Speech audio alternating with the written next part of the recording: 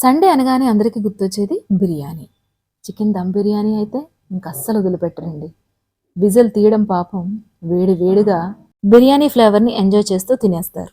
Hello మగవలు! Hi maharajas! ఎలా ఉన్నారందరూ? Welcome back to Magava vlogs. Chicken dum biryani చేసేద్దాం రండి. చికెన్ దమ్ బిర్యానీ చేయడానికి ముందుగా మనము పులావ్ సామాన్లన్నీ కూడా ఇందులో వేసేసుకొని, అలాగే అందులో కాస్తంత పచ్చిమిర్చి చీలికలు, అలాగే ఉల్లిపాయని ఇలాగ సన్నగా తరుక్కొని వేయించుకోవాలి. చికెన్ని బాగా వాష్ చేసుకుని పెద్ద పెద్దగా ఉన్న ముక్కలకి మనం మ్యారినేట్ చేసుకోవాలి ఒక అరగంట ముందు. తర్వాత మనకి ఆనియన్స్ కొంచెం వేగగానే అందులో మనం మ్యారినేట్ చేసిన చికెన్ని ఇందులో వేసేసుకోవాలి. మ్యారినేట్ చేయడానికి పసుపు, కాస్తంత ఉప్పు, కాస్తంత కారం వేసుకుంటే సరిపోతుంది. వాటిని ఇలాగా మనము ఆయిల్లోనే వేయించుకోవాలి. తర్వాత 2 టేబుల్ స్పూన్స్ అల్లం వెల్లుల్లి పేస్ట్, 1 టేబుల్ స్పూన్ వచ్చేసి మసాలా పౌడర్,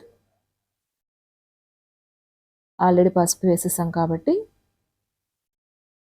టేస్ట్కి సరిపడా సాల్ట్ వేసుకుందాము. స్పైసీగా కావాలంటే కొంచెం కారాన్ని కూడా ఇందులో యాడ్ చేసుకోవాలి. కొంచెం సేపు ఇలా మూత పెట్టేసి మగ్గనివ్వాలి. తర్వాత ఇందులో స్పెషల్ ఇంగ్రీడియంట్ ఏంటంటే అండి, కొబ్బరి పాలండి. కొబ్బరిని ఇలాగా ఒక కొబ్బరికాయని తీసుకున్నాను, ముక్కలుగా చేసి ఇలాగా పేస్ట్ ఆడేసుకుని దాంట్లోంచి వాటర్ని నేను తీసేసుకున్నానండి. కొబ్బరి పాలు అయితే మనకి రెడీ అయిపోయినాయి. బియ్యానికి సరిపడా కొలత గల కొబ్బరి పాలను నేను తీసుకుని అందులో వేసేసానండి.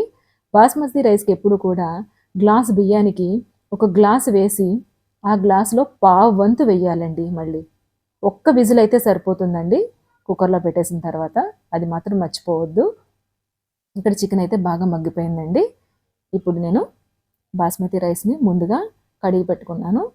ఆ బాస్మతి రైస్ అంతా కూడా ఇందులో నేను వేసేస్తున్నాను అనమాట. నేను వచ్చేసి ఇక్కడ 3 గ్లాసెస్ బాస్మతి రైస్ తీసుకున్నానండి. 3 గ్లాసెస్కి వచ్చేసి మనకి 3 గ్లాసెస్ కొబ్బరి పాలు, అలాగే పావు పావు అని చెప్పాను కదా, ఇంకొక 1 గ్లాస్ వేసుకుంటే సరిపోతుంది. ఓవరాల్గా 4 గ్లాసెస్ అయితే కొబ్బరి పాలు వేసానండి ఇందులో. చూస్తున్నారు కదా, ఒకసారి రుచి చూసుకుని టేస్ట్కి సరిపడా సాల్ట్ కావాలంటే మాత్రం యాడ్ చేసేసుకోండి. తర్వాత కుక్కర్ మూత పెట్టేసి ఒక్క విజిల్ వేస్తే సరిపోతుంది. ఒక్క విజిల్కే బాస్మతి రైస్ అంతా కూడా ఇలాగా కుక్ అయిపోతుంది. పీస్ అయితే మాత్రం మ్యారినేట్ చేయడం వల్ల లేయర్స్ కింద వస్తుందండి. చాలా టేస్టీగా ఉంటుంది.